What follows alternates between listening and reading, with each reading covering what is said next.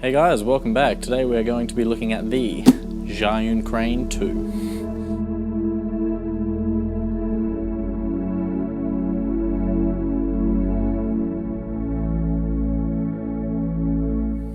The Crane 2 is a real game changer in terms of payload capacity.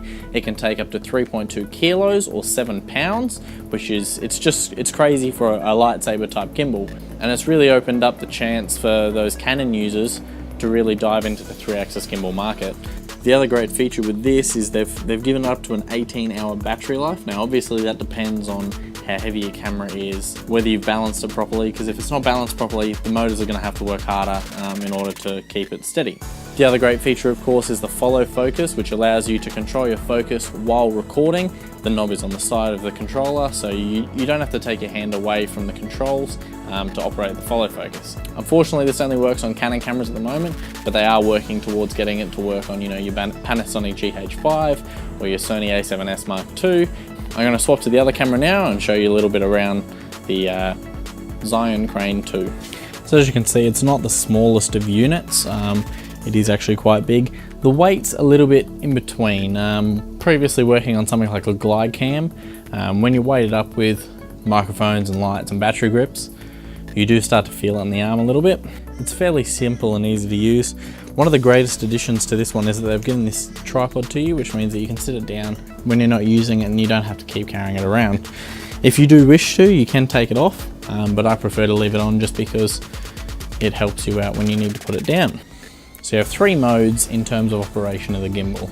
You have pan follow, which if you move up and down it won't do anything at all. However, if you pan left and right, it'll follow you. The next mode, of course, is lock mode. So if I've locked it, I can go wherever I want.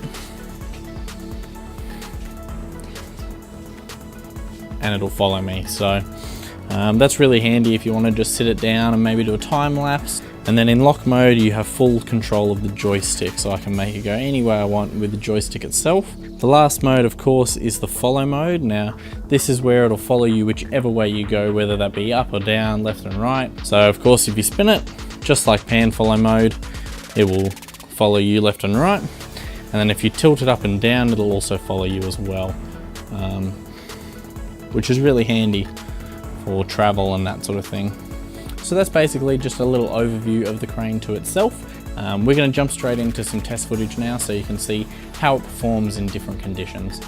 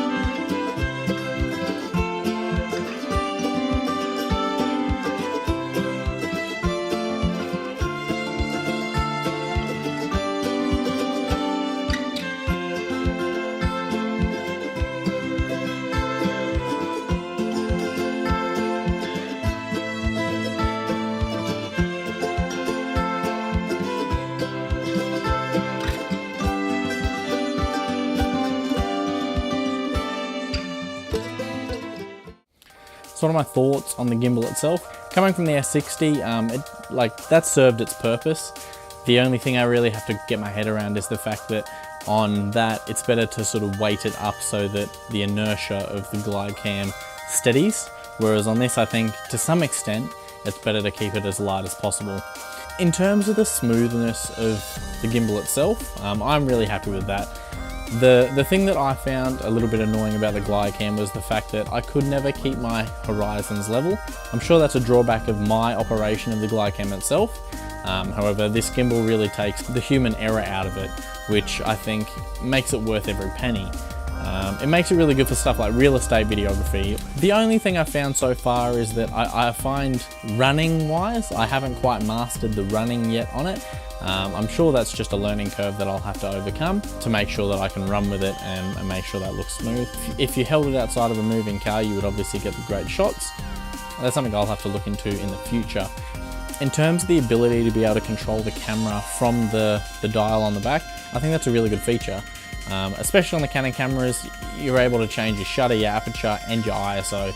So there's no need to touch the camera at all, which means that most of the time you can get really steady shots, and I think that's a great feature for it. I'm not too sure on what the US cost of it is, but I know here in Australia it sets you back about $900 to $1,000, which is pretty pricey if you're only sort of getting into the entry level of the video sort of spectrum.